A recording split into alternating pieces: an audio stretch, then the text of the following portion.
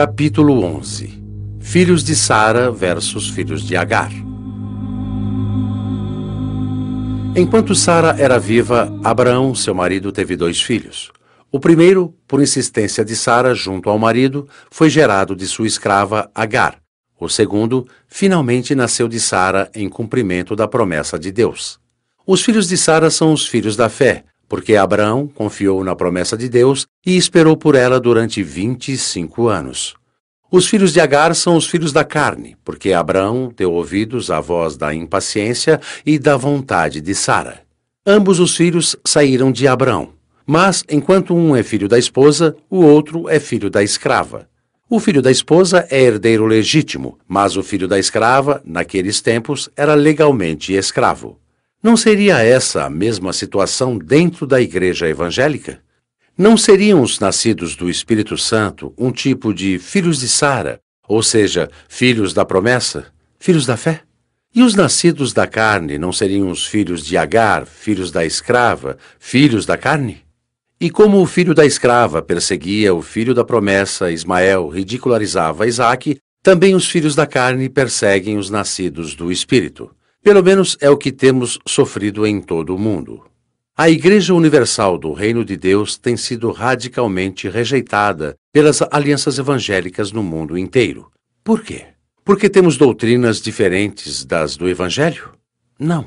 Absolutamente nada do que temos pregado está fora do contexto bíblico. O grande problema é que, a exemplo de Abel, temos apresentado a Deus oferta de sacrifício aceitável.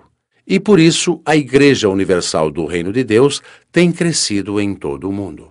Ela tem vencido a barreira da língua, dos costumes e das tradições.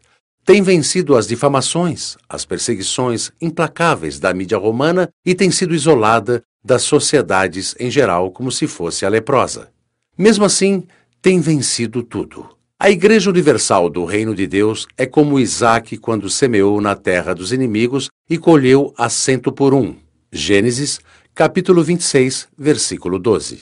E isso tem causado uma série de transtornos entre as lideranças ditas evangélicas, as quais têm visto seus rebanhos migrarem para a Igreja Universal do Reino de Deus.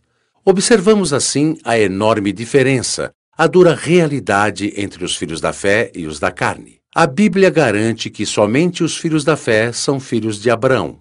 Gálatas, capítulo 3, versículo 7. Ou seja, os herdeiros da plenitude das promessas feitas por Deus a Abraão sob juramento são os nascidos da fé no Senhor Jesus Cristo. Estes são os verdadeiros filhos da promessa, que têm o futuro promissor garantido. Mas os filhos da escrava permanecem na condição de escravos, são errantes neste mundo e terão choro e ranger de dentes na eternidade. Os filhos na fé de Abraão são herdeiros, e mesmo não merecendo nada, têm garantida a herança eterna. Mas o escravo, segundo a lei espiritual, a nada tem direito. O Senhor Jesus ensina isso ao dizer: o escravo não fica sempre na casa, o filho sim, para sempre. João, capítulo 8, versículo 35. Um dia Abraão teve que mandar embora de casa seu filho com a escrava Agar, Ismael. Ele sabia que sua condição de escravo jamais iria mudar de acordo com a lei. Um dia também os carnais serão revelados e retirados do meio dos herdeiros. Pois assim como o pastor separa os bodes das ovelhas, também naquele dia o Senhor vai expurgar os intrusos do meio dos seus. No paralelo traçado entre Sara e Agar, o apóstolo Paulo ensina que, pelas obras da lei, ninguém será salvo, pois o filho da escrava, segundo a lei, será escravo também.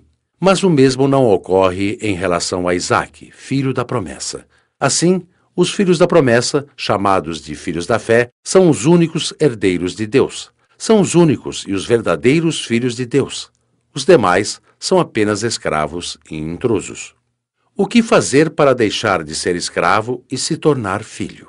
Seguir o seguinte conselho do Senhor Jesus.